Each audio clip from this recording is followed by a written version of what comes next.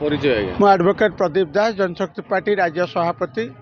ଆପଣ ଯେଉଁ ଅଟୋରେ ବୁଲୁଛନ୍ତି ତ ଏ ଯେଉଁ ଗୋପବନ୍ଧୁ ଆଉ ଉତ୍କଳ ଗୌରୀ ମଧୁବାବୁଙ୍କୁ ମରଣୋତ୍ତର ଭାରତରତ୍ନ ପ୍ରଦାନ ଆର ମୁଖ୍ୟ ଉଦ୍ଦେଶ୍ୟ କ'ଣ ଅଛି? ଦେଖନ୍ତୁ ଆର ମୁଖ୍ୟ ଉଦ୍ଦେଶ୍ୟ ହେଉଛି ଆମର ଓଡ଼ିଶାରେ ଭାରତରତ୍ନ ଏପର୍ଯ୍ୟନ୍ତ ଯେଉଁମାନଙ୍କୁ ମିଳିବା କଥା ସେମାନଙ୍କୁ ଏପର୍ଯ୍ୟନ୍ତ ମିଳିନାହିଁ। ସେହି ଟାଇପ୍ର ଓଡ଼ିଆ ଲୋକମାନଙ୍କର ସ୍ୱର ଦିଲ୍ଲୀରେ ପହଞ୍ଚି ନାହିଁ। ତେଣୁ ଆମେ ଗତ 6 ତାରିଖରେ ଜୁଲାଇ 6 ତାରିଖ ଗୋପବନ୍ଧୁଙ୍କ ଶ୍ରାଦ୍ଧ ଦିବସରେ ଆମେ ଗୋଟେ ଆରମ୍ଭ କରିଛୁ ଦସ୍ତଖତ ସଂଗ୍ରହ ଅଭିଯାନ। ସମଗ୍ର ଭାରତ ବର୍ଷରେ ଆମେ ରାଷ୍ଟ୍ରପତିଙ୍କ ଉଦ୍ଦେଶ୍ୟରେ ଦସ୍ତଖତ କରିଦେବୁ ମରଣୋତ୍ତର ଭାରତରତ୍ନ ଉତ୍କଳମଣି ଗୋପବନ୍ଧୁଙ୍କୁ ଦିଆଯାଉ।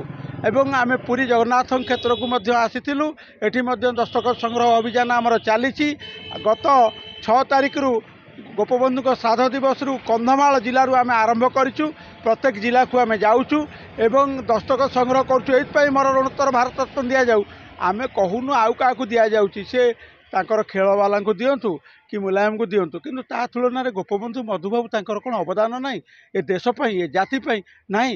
ଗୋପବନ୍ଧୁ ଆମର ଓଡ଼ିଆ ଅସ୍ମିତାର ପ୍ରତୀକ ନୁହନ୍ତି, ମଧୁବାବୁ ଓଡ଼ିଆ ଅସ୍ମିତାର ପ୍ରତୀକ ନୁହନ୍ତି, ଯିଏ ଆମକୁ ଯଦି ଭାଷାଭିତ୍ତିକ ରାଜ୍ୟ ନ କରିଥାନ୍ତେ ଆମେ ଓଡ଼ିଆରେ ଆଜି ରହିଥାନ୍ତେ ନା କଥା ହେଇପାରିଥାନ୍ତେ। ତେଣୁ ଆମେ ମଧୁବାବୁ ମଧ୍ୟ ଆଦର୍ଶ ଶିଖାଇଛନ୍ତି ଆମକୁ। ପ୍ରଥମେ କୁଟୀର ଶିଳ୍ପ ସେ କରିନଥିଲେ, ତାର କଷି କଟକରେ ଫେମସ୍ କରିନଥିଲେ।